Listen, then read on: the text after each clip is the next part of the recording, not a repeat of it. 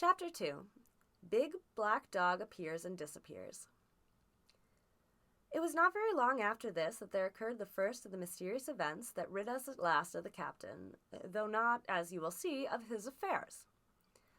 It was a bitter, cold winter with long, hard frosts and heavy gales, and it was plain from the first that my poor father was little likely to see the spring. He sank daily, and my mother and I had all the inn upon our hands and were kept busy enough without paying much regard to our unpleasant guest. It was one January morning, very early, a pinching, frosty morning, the cove all grey with hoarfrost, the ripple lapping softly on the stones, the sun still low, and only touching the hilltops and shining far to seaward. The captain had risen earlier than usual, and set out down the beach, his cutlass swinging under the broad skirts of the old blue coat, his brass telescope under his arm, his hat tilted back upon his head. I remember his breath hanging like smoke in his wake as he strode off, and the last sound I heard of him, as he turned the big rock, was a loud snort of indignation, as though his mind was still running upon Dr. Liversley. Well, Mother was upstairs with Father, and I was laying the breakfast table against the captain's return, when the parlor door opened and a man stepped in on whom I had never set my eyes before. He was a pale, tallowy creature, wanting 2 fingers of the left hand, and though he wore a cutlass, he did not look much like a fighter. I had always my eyes open for seafaring men with 1 leg or 2, and I remember this one puzzled me. He was not sailory, and yet he had a smack of the sea about him too. I asked him what was for his service, and he said he would take rum, but as I was going out of the room to fetch it, he sat down upon a table and motioned for me to draw near. I paused where I was, with my napkin in my hand. "Come here, Sonny," he said. "Come nearer here." I took a step nearer. "Is this your table for my mate Bill?" he asked, with a kind of leer. I told him I did not know his mate Bill, and this was for a person who stayed at our house, whom he called the captain. "Well," he said, "my mate Bill would be called the captain, as like as not. He has a cut on 1 cheek, and a mighty pleasant way with him, particularly in drink, has my mate Bill. We'll put it, for argument like, that your captain has a cut on 1 cheek, and we'll put it, if you like, that that cheek's the right one. Ah, well, I told you. Now, is my mate Bill in this here house?" I told him he was out walking. "Which way, Sonny, which way has he gone?" And when I had pointed out the rock and told him how the captain was likely to return, and how soon, and answered a few other questions, "Ah," he said, "this'll be as good as drink to my mate Bill." The expression on his face as he said these words was not at all pleasant, and I had my own reasons for thinking that the stranger was mistaken, even supposing he meant what he said. But it was no affair of mine, I thought, and besides, it was difficult to know what to do. The stranger kept hanging about just inside the inn door, peering right round the corner like a cat waiting for a mouse. Once I stepped out myself into the road, but he immediately called me back, and as I did not obey quickly enough for his fancy, a most horrible change came over his tallowy face, and he ordered me in with an oath that made me jump. As soon as I was back again, he returned to his former manner, half fawning, half sneering, patted me on the shoulder, told me I was a good boy, and he had taken quite a fancy to me. "I have a son myself," he said, "as like you as 2 blocks, and he's all the pride of my heart. But the thing for boys is discipline, Sonny, discipline. Now, if you had sailed along of Bill, you wouldn't have stood there to be spoke to twice. Not you. That was never Bill's way, nor the way of sich as sailed with him. And here, sure enough, is my mate Bill, with the spyglass under his arm. Bless his old heart, to be sure. You and me'll just have to go into the parlor, Sonny, and get behind the door, and we'll give Bill a little surprise. Bless his heart, I say again." So saying, the stranger backed along with me into the parlor, and put me behind him into the corner, so that we were both hidden by the open door. I was very uneasy and alarmed, as you may fancy, and it rather added to my fears to observe that the stranger was certainly frightened himself. He cleared the hilt of his cutlass and loosened the blade in the sheath, and all the time we were waiting there he kept swallowing as if he felt what we used to call a lump in the throat. At last in strode the captain, slammed the door behind him without looking to the left or right, and marched straight across the room to where his breakfast awaited him. "Bill," said the stranger, in a voice that I thought he had tried to make bold and big. The captain spun around on his heels and fronted us. All the brown had gone out of his face, and even his nose was blue. He had the look of a man who had seen a ghost, or the evil one, or something worse, if anything can be.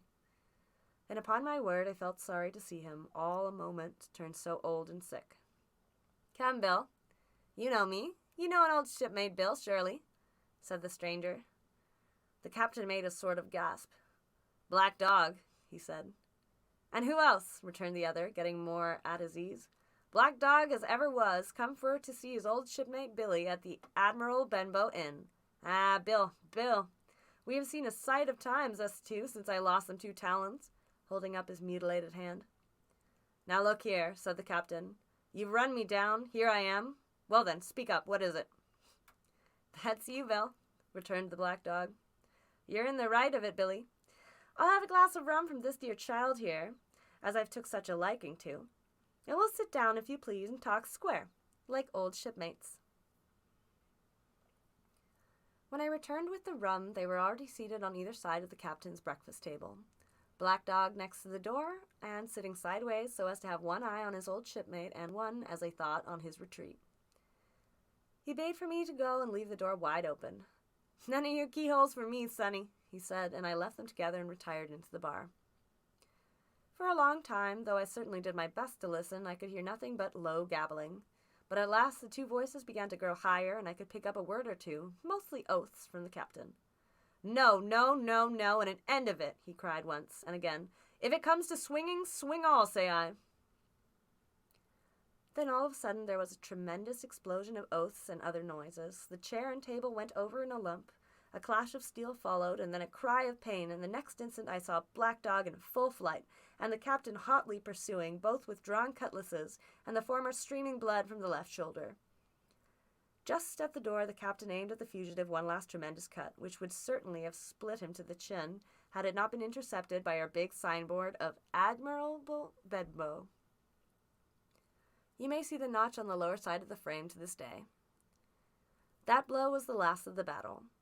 Once out upon the road, Black Dog, in spite of his wound, showed a wonderful clean pair of heels and disappeared over the edge of the hill in half a minute.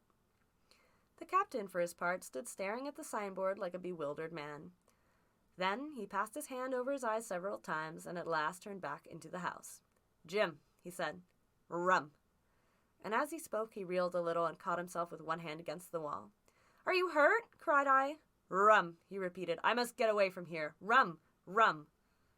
I ran to fetch it, but I was quite unsteady by all that and had fallen out, and I broke one glass and fouled the tap, and while I was still getting in my own way I heard a loud fall in the parlor, and running in beheld the captain lying full length upon the floor. At the same instant my mother, alarmed by the cries and fighting, came running downstairs to help me. Between us we raised his head. He was breathing very loud and hard, but his eyes were closed, and his face was a horrible color. "Dear, dearie me," cried my mother, "what a disgrace upon the house, and your poor sick father!" In the meantime, we had no idea what to do to help the captain, nor any other thought but that he had got his death hurt in the scuffle with the stranger. I got the rum, to be sure, and tried to put it down his throat, but his teeth were tightly shut and his jaws as strong as iron. It was a happy relief for us when the door opened and Dr. Livesey came in on his visit to my father. "Oh, doctor," we cried, "what shall we do? Where is he wounded?" "Wounded? A fiddlestick's end," said the doctor. "No more wounded than you or I. The man has had a stroke, as I warned him. Now, Mrs. Hawkins, just you run upstairs to your husband and tell him, if possible, nothing about it.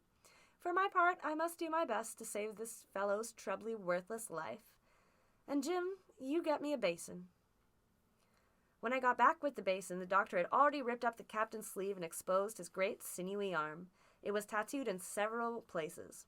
"Here's luck," "A fair wind," and "Billy Bones his fancy" were very neatly and clearly executed on the forearm. And up near the shoulder there was a sketch of a gallows and a man hanging from it, done, as I thought, with great spirit.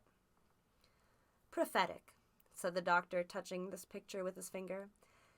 "And now, Master Billy Bones, if that be your name, we'll have a look at the color of your blood. Jim," he said, "are you afraid of blood?" "No, sir," I said. "Well then," he said, "you hold the basin." And with that he took his lancet and opened a vein. A great deal of blood was taken before the captain opened his eyes and looked mistily about him. First, he recognized the doctor with an unmistakable frown. Then his glance fell upon me, and he looked relieved. But suddenly his color changed, and he tried to raise himself, crying, "Where's Black Dog?" "There is no Black Dog here," said the doctor, "except what you have on your own back. You have been drinking rum. You've had a stroke precisely as I told you, and I have just, very much against my own will, dragged you head foremost out of the grave. Now, Mr. Bones—" "That's not my name," he interrupted. "Much I care," returned the doctor. "It's the name of a buccaneer of my acquaintance, and I call you by it for the sake of shortness, and what I have to say to you is this. One glass of rum won't kill you, but if you take one, you'll take another and another, and I stake my wig, if you don't break off short, you'll die. Do you understand that? Die, and go to your own place like the man in the Bible. Come now, make an effort. I'll help you to your bed for once." Between us, with much trouble, we managed to hoist him upstairs and laid him on his bed, where his head fell back on the pillow as if he were almost fainting. "Now, mind you," said the doctor, "I clear my conscience. The name of rum for you is death." And with that he went off to see my father, taking me with him by the arm. "This is nothing," he said as soon as he had closed the door. "I have drawn blood enough to keep him quiet a while. He should lie for a week where he is. That is the best thing for him and you, but another stroke would settle him."